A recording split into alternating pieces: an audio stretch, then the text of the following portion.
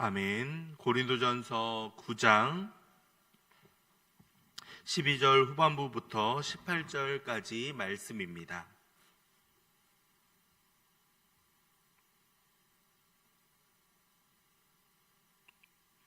구 장 12절 후반부부터 18절 말씀입니다. 교독합니다. 그러나 우리가 이 권리를 쓰지 아니하고 범사에 참는 것은 그리스도의 복음에 아무 장애가 없게 하려 함이로다. 성전의 일을 하는 이들은 성전에서 나는 것을 먹으며 제단에서 섬기는 이들은 제단과 함께 나누는 것을 너희가 알지 못하느냐. 이와 같이 주께서도 복음 전하는 자들이 복음으로 말미암아 살리라 명하셨느니라. 그러나 내가 이것을 하나도 쓰지 아니하였고 또 이 말을 쓰는 것은 내게 이같이 하여 달라는 것이 아니라 내가 차라리 죽을지언정 누구든지 내 자랑하는 것을 헛된 대로 돌리지 못하게 함이라. 내가 복음을 전할지라도 자랑할 것이 없음은 내가 부득불 할 일임이라. 만일 복음을 전하지 아니하면 내게 화가 있을 것이로다. 내가 내 자유로 이것을 행하면 상을 얻으려니와 내가 자유로 아니한다 할지라도 나는 사명을 받았노라. 그런즉 내 상이 무엇이냐? 내가 복음을 전할 때에 값없이 전하고 복음으로 말미암아 내게 있는 권리를 다 쓰지 아니하는 이것이로다. 아멘. 사도 바울은 계속해서 자신의 권리를 제안하면서 그 이유에 대해서 밝히고 있습니다. 그 실제적인 이유를 오늘 말씀을 통해서 이야기를 하고 있는데요. 말을 하고 나서 다시 생각난 듯이 정당성을 말하기 위해서 13절과 14절에서 다시 한번 그 입증의 이유를 말하고 있습니다. 그것은 바로 과거 유대인들의 선례를 대고 이야기하고 있죠. 성전에 일을 했던 레위인과 그리고 제단의 일을 하던 제사장들이 그 섬김을 통해서 자신들의 대가를 받았었다라는 것을 말하고 있으며 이것이 정당하다라고 밝히고 있습니다. 그런데 최종적으로 바울은 예수 그리스도의 말씀을 언급하고 있습니다. 14절을 보시면 복음을 전하는 자들이 복음으로 말미암아 살리라 라고 이야기하고 있죠. 이것은 누가복음 10장 7절을 근거로 하여서 비슷한 표현이 있다라고 보시면 되겠는데요.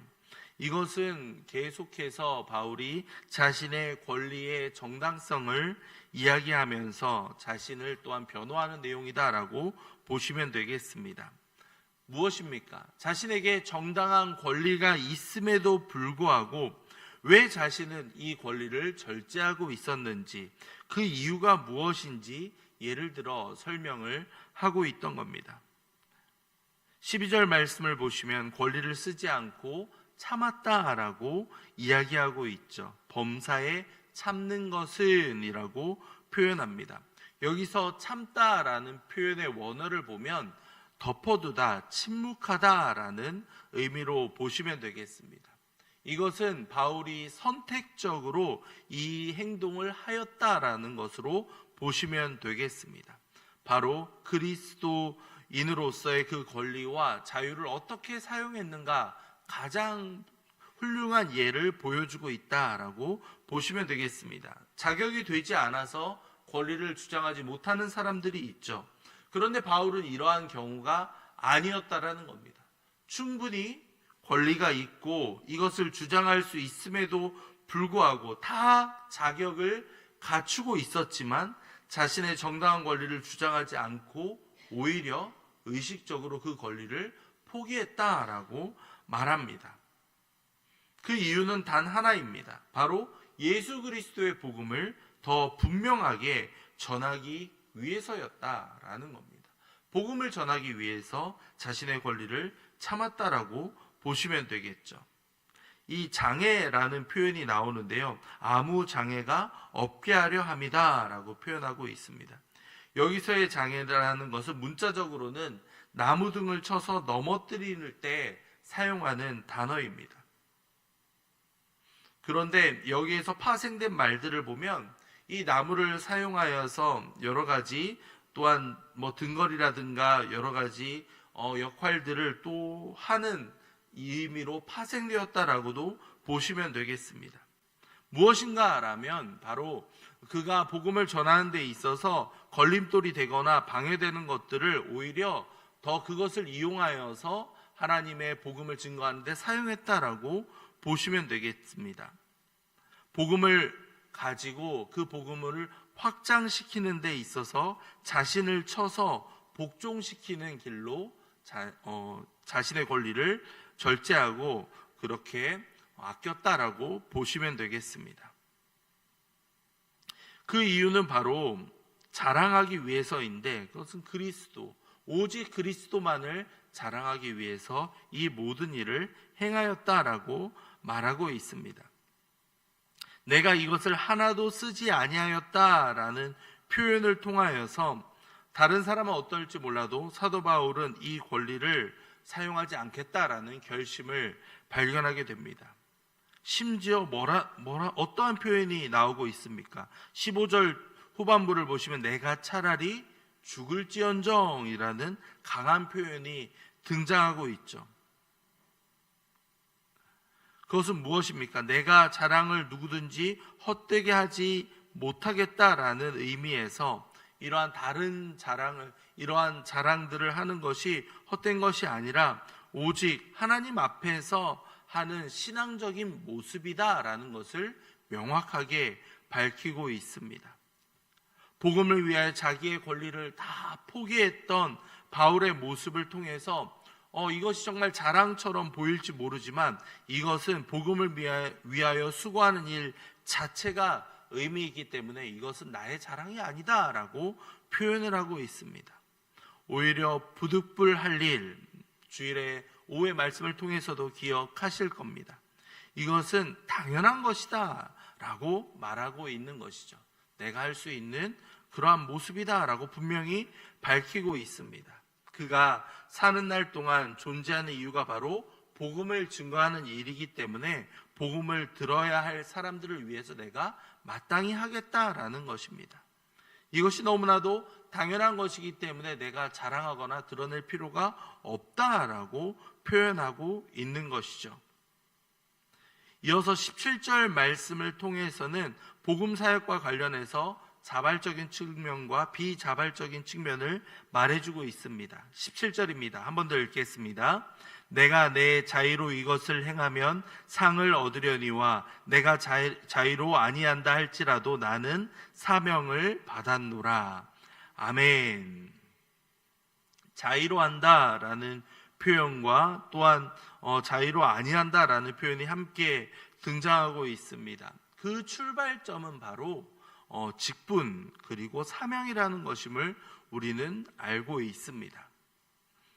그에게 맡겨져 있는 직분과 또한 사명이 있기 때문에 이 일들을 감당하고 있다라는 것을 우리는 발견하게 되죠. 이것은 누가 사람들의 의견에 의해서 결정된 것이 아니라 하나님께서 주신 것이고 하나님께서 허락해 주신 것이다 라는 것을 분명히 밝히고 있습니다. 하나님께서 무한한 신뢰 가운데에서 그 사도 바울에게 사도라는 직분을 맡겨주셨다라는 것을 우리는 알고 있습니다. 바울도 그 사실을 강조하고 있는 겁니다. 그렇기 때문에 그는 4장 1절을 보시면 청지기라는 표현을 사용하고 있습니다. 청지기란 무엇입니까? 신실하게 그 일을 감당해가는, 주인의 그 명령을 받아 종으로서 그 일을 감당해가는 것을 말해주고 있습니다. 신실한 자세로 직무를 감당하는 자, 바울은 그 모습을 그대로 보여주고 있었습니다. 그렇기 때문에 자랑할 것이 없다라는 표현이 나오고 있는 겁니다. 그런데 놀라운 것은 기본만을 하는 것이 아니라 그 이상 자발적으로 자신이 할 수 있는 최선의 일들을 해갔다는 겁니다. 자신의 권리를 나타내는 것이 아니라 그것마저도 포기함으로 말미암아 하나님의 복음을 증거하는 데 사용했다라는 그 바울의 모습이 우리에게 많은 도전을 주고 있습니다. 하나님의 상을 기대하는 사람의 전형적인 모습이다, 가장 본이 되는 모습이다 라고 할 수 있겠습니다. 우리는 복음을 위해서 무엇을 양보하고 무엇을 포기할 수 있겠습니까? 사람에게 칭찬받는 것 이상으로 정말 하나님이 주시는 상을 바라며 우리는 과연 하나님의 그 선하신 그 직분을 잘 감당하고 있으십니까? 무언가 우리가 포기하고 내려놓는 것으로 인해서 내가 이것을 손해보면서까지, 내가 이것을 양보하면서까지, 내가 이것을 하면서 우리는 아직까지 나에게 주어져 있는 권한을, 권리를 붙잡고 내려놓지 못하고 있지는 않습니까? 사도 바울은 그것이 유익이라고 판단이 될 때에는 과감히 그 권리를 내려놓으며 복음 증거를 위해서 나아갔습니다. 우리에게도 필요한 것이 있다면, 우리에게도 결단할 것이 있다면 하나님이 주실 상을 바라보며 이 시간 하나님이 주시는 그 도전의 말씀과 마음을 가지고 기도하며 나아가면 좋겠습니다. 주님, 나에게 주어져 있는 마땅히 행할 수 있는 권한이 있음에도 불구하고 때로는 내려놓고 포기해야 되는 순간이 올지도 모르겠습니다. 하지만 그때에 어쩔 수 없이 그렇게 떠밀려서 하는 실천이 아니라 진정으로 마음에서 우러나서 하나님이 주실 상을 기대하면서 과감히 또한 포기하며 더 큰 하나님의 상을 기대하며 기다릴 수 있는 우리가 되도록 인도해 주시옵소서. 하나님의 영광을 위해서 우리가 양보할 것들은 과감히 양보할 수 있는 마음의 여유와 상황들을 허락해 주시옵소서. 이렇게 기도하며 나아가겠습니다. 이어서 교회를 위해서 함께 기도할 때는 계속해서 이웃초청 사랑잔치를 위해 함께 기도하도록 하겠습니다. 이제 다음 주 토요일입니다. 얼마 남지 않은 이 시간을 통하여서 계속해서 작정한 VIP들을 위해서 함께 기도하겠습니다. 아버지여, 이 영혼들이 꼭 하나님을 만나면 좋겠습니다. 하나님의 은혜를 경험하면 좋겠습니다. 아버지여 주님, 인도해 주시고 붙잡아 주시옵소서. 함께 기도해 주시기 바랍니다. 이어서 특별히 어제 공유되었던 기도 제목들 기억하실 겁니다. 이두래 권사님과 최경주 권사님을 위해서도 함께 기도해 주시기 바랍니다. 폐렴으로 입원하신 이두래 권사님과 또한 심장의 이상으로 인해서 또한 병원에 또한 수술을 기다리고 있는 최경주 권사님, 주님께서 은혜 베풀어 주시며 하나님의 도우심이 함께할 수 있도록 속히 회복의 은혜가 임할 수 있도록 아버지께서 붙잡아 주시고 인도해 주시옵소서. 함께 기도해 주시기 바랍니다. 이어서 계속해서 다른 환우들을 위해서도 함께 기도해 주시기 바랍니다. 이현실 집사님을 포함해 모든 환우들과 그리고 연로하신 어르신들 가운데 하나님의 은혜가 함께할 수 있도록, 도움의 손길이 함께할 수 있도록 아버지여 은혜 베풀어 주시옵소서. 함께 계속해서 기도해 주시기 바랍니다. 마지막으로 우리 담임 목사님 위해 기도하도록 하겠습니다. 우리 목사님 날마다 강건하게 붙잡아 주시며 성령 충만함을 더하여 주시옵소서. 오늘까지 이어지는 20주년 동기의 모임 가운데 주님께서 함께해 주셔서 은혜와 또한 기쁨의 시간이 함께할 수 있도록 아버지 인도해 주시며 돌아오는 발걸음 또한 주님께서 지켜 보호하여 주시옵소서. 함께 기도하신 이후에 각자의 기도 제목으로 기도하도록 하겠습니다. 기도하겠습니다. 사랑과 자비가 넘치시는